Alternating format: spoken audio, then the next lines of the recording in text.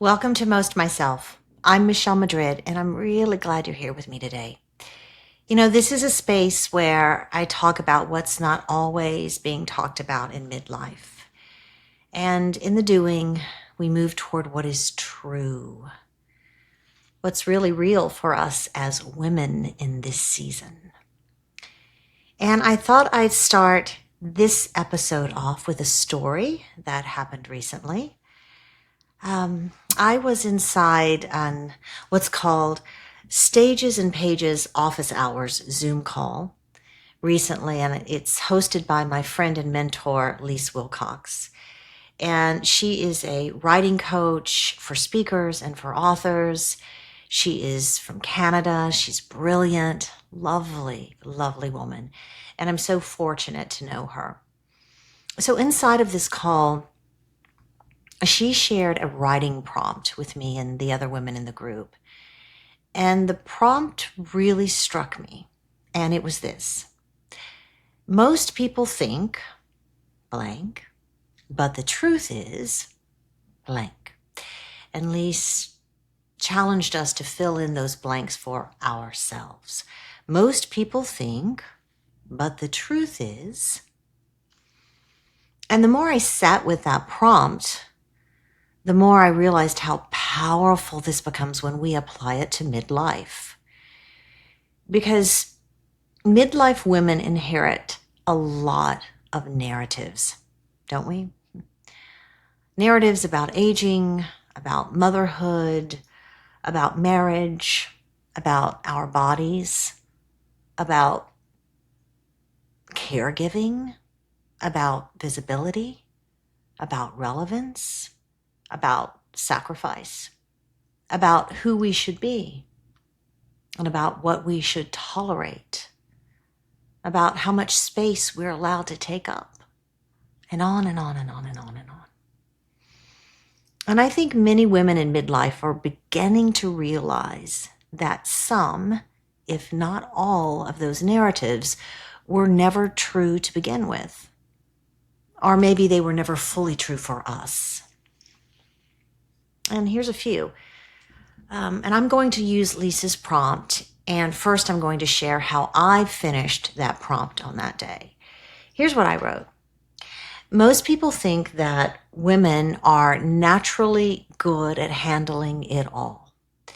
But the truth is, we are praised for self-abandonment.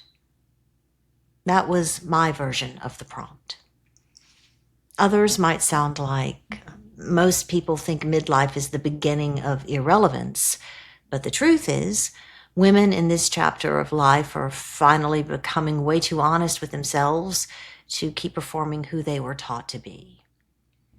Or most people think midlife women become too emotional, but the truth is, many women are simply no longer suppressing themselves to keep everyone else comfortable. Or this one. Most people think midlife is a crisis, but the truth is, for many women, it's an awakening. And honestly, I think part of what's happened for me in midlife is that I have become less willing to live inside narratives that cost me myself. I've said it before. In fact, I said it inside of previous episodes. I am done with tolerating those narratives.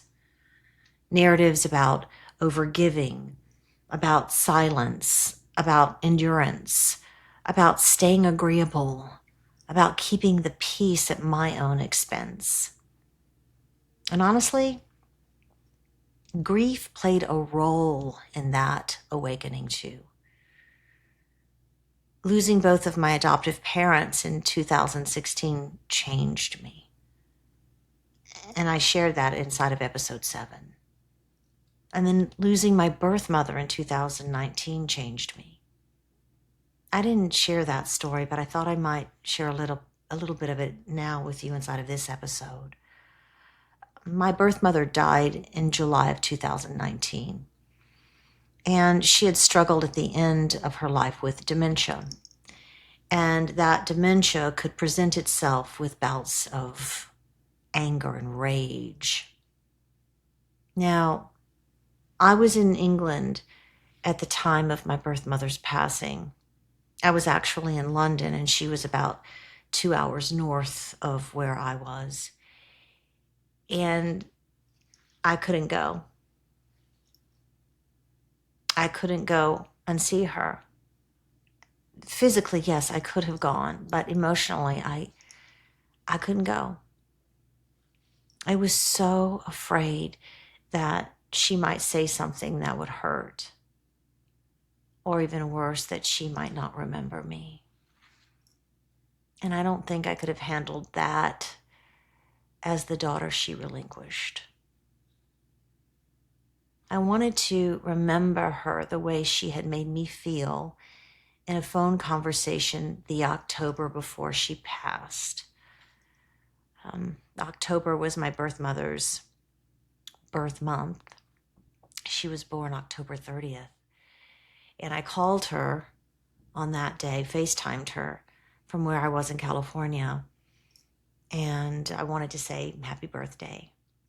And we had a beautiful conversation. It was really, really beautiful.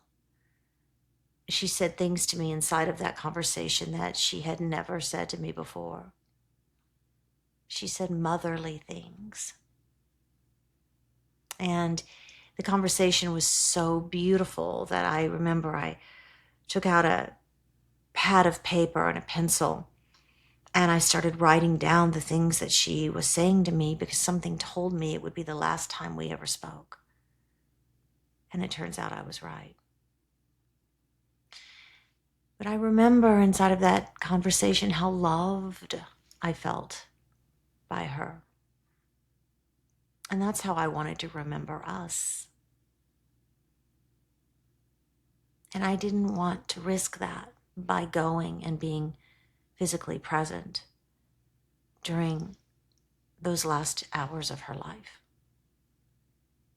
And when I got the text message that she had left this world and the England that she so loved, I could hear her voice in my head saying, "Carry on, love, carry on." And I cried, but not for long. It was an odd feeling because the truth is I'd lost her before, so long ago, as a little girl, as a baby girl, when I was placed in foster care. And there was a numbness that came over me. In that moment in London in July of 2019, it was a familiar kind of numbness. And there was also a realization that I had no more parents. Both sets of parents, birth and adoptive, were now gone. The loss of all of my parents changed me. Not just emotionally, but relationally, internally. And what I began to realize as I worked to process my grief was that grief had somehow stripped away my tolerance for self-abandonment. And part of that awakening came from realizing how long I had spent disconnected from my own truth. For years, I struggled to be honest about my feelings. Not because I didn't have feelings, I had plenty of them, but because somewhere along the way, I learned that what I felt inside wasn't worthy of expressing. That what I felt deep within me, if said out loud, would not be safely held or safely witnessed. Now, in terms of my own adoption story, I couldn't be vulnerable with my adoptive parents. I felt guilty about feeling sad inside of myself over being removed from my original parents. I felt bad about that. There was so much that I kept inside. And I could never be raw and real with my birth mother. Once we had, reunited when I was in my teens, I couldn't be open and transparent, raw and real with her. She could not hold my pain. She was just trying to silently manage her own. Now, being real about my inner feelings might cost me connection to the people around me. That was my belief at the time, that being real about what I felt inside, deep within myself, could cost me the connection to the people around me that I loved. Now, these are not uncommon experiences for adoptees. And they're also not experiences that are reserved solely for adoptees only, or those of us who were raised in the homes with a parent or parents who struggled with addiction. And I've lived both of those experiences. So I learned to self-silence. I learned to minimize. I learned to accommodate, to swallow discomfort, to stay agreeable, to become what everyone else needed me to be. And truthfully, I think many women understand this deeply, especially women who learned very early on that belonging felt safer than honesty. Several years ago, I had an experience with a Māori healer from New Zealand. And this experience deeply, greatly impacted me. Now, if you don't already know, the Māoris are the indigenous people of New Zealand. And a friend of mine, also from New Zealand, introduced me to this healer and to the work that he was doing and helped me get a session with him. I truly didn't know what the experience would be like, but I was really open to it. I remember well. And so I was able to book an appointment and I went. And I remember stepping into the room and seeing a group of about 5 Māori women, all musicians, congregated around their instruments. And they told me to lie down on the massage table, face down, and to keep my clothes on. So I did as they instructed. I settled in, and the women started playing soothing, beautiful music. And as I settled in, I closed my eyes, and I was drifting away in the harmonious sounds that were filling the room. And then I heard someone enter the room from behind me. I heard someone coming through a door. And suddenly I felt a weight on my back.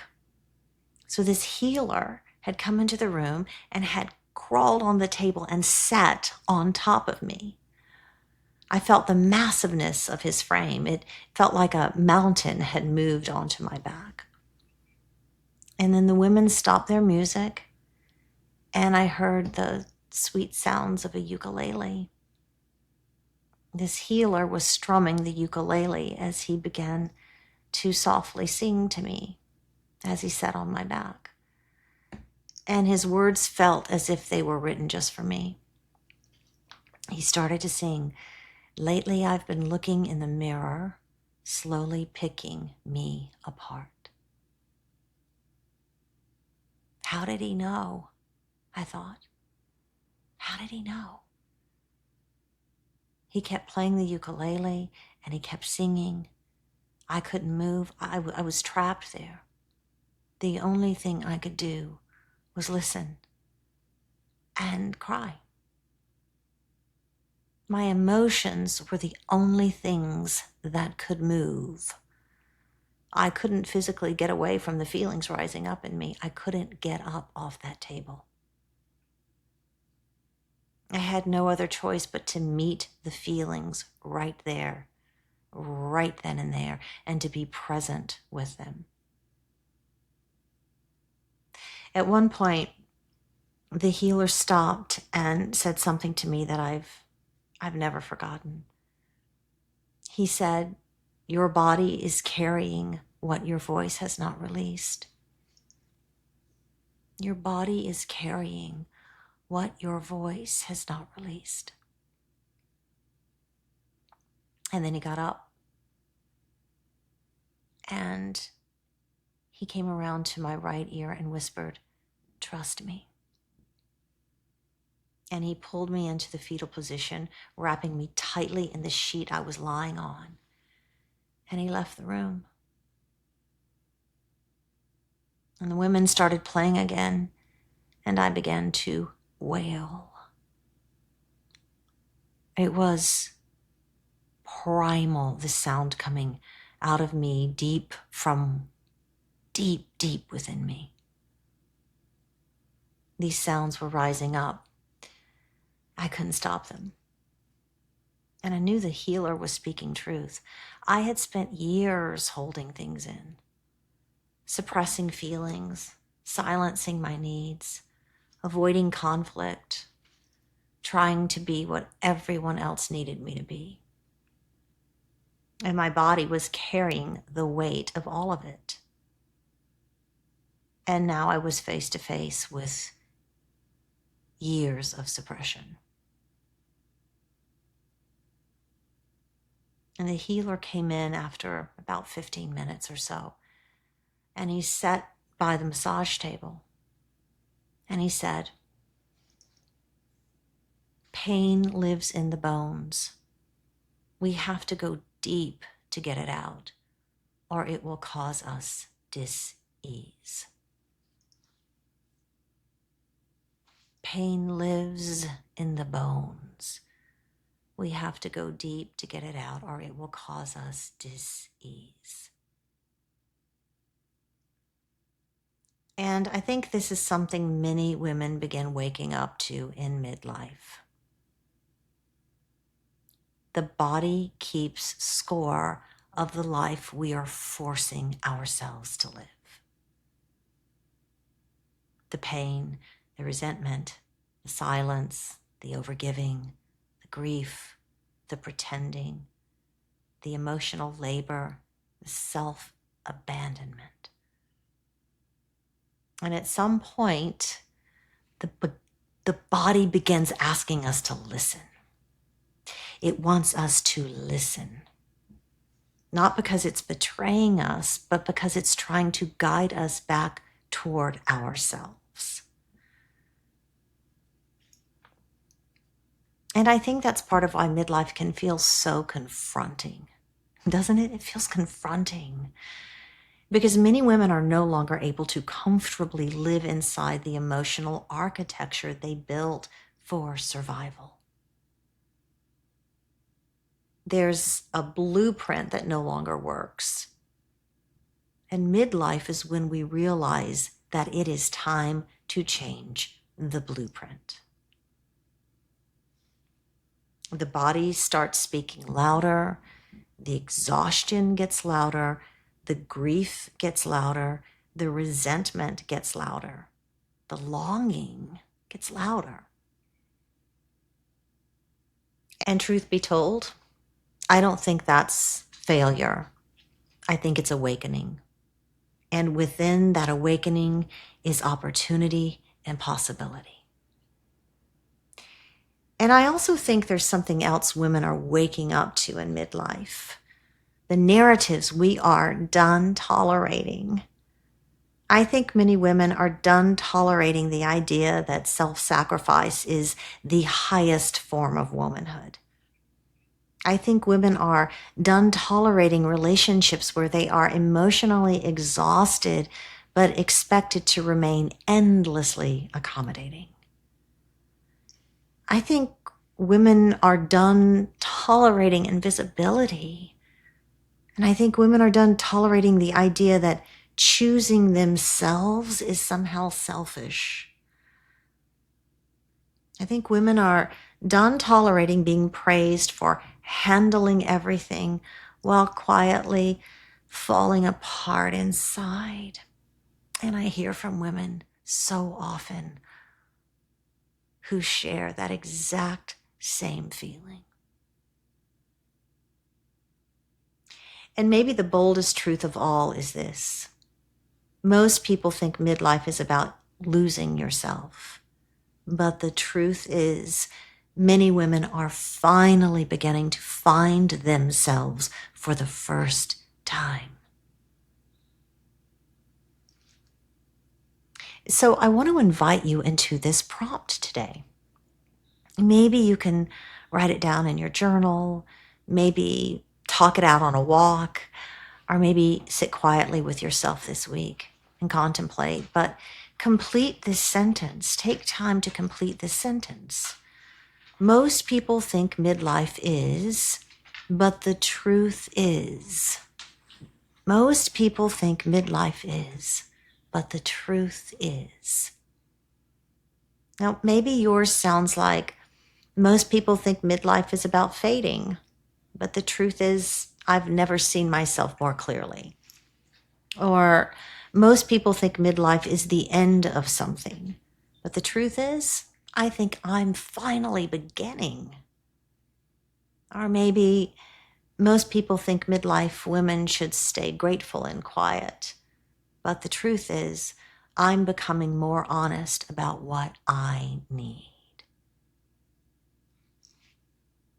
And actually, I'd love to invite you into something a little brave this week. If this episode resonates with you, I want to challenge you to complete this prompt publicly. Complete this prompt. Most people think midlife is, but the truth is. And if it feels meaningful to you, share it on social media. Tag me so I can read it and share it too. Because here's the truth, and here's something I know for sure. I know there's something powerful that happens when women begin telling the truth out loud together. I see it.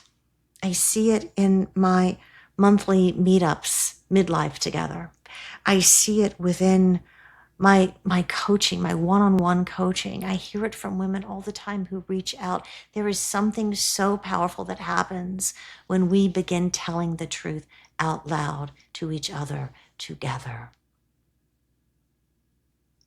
And when we stop repeating inherited narratives and start naming what's actually real for us. And that prompt is a way to start. And I have a feeling many women are carrying truths that they've never fully given themselves permission to say.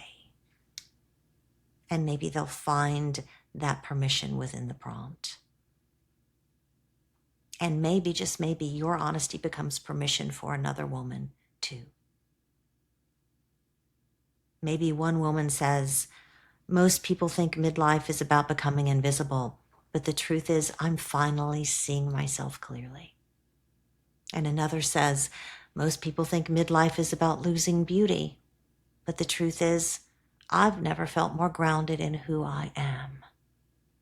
Or most people think midlife is something to survive, but the truth is it's the first time I've truly started living honestly.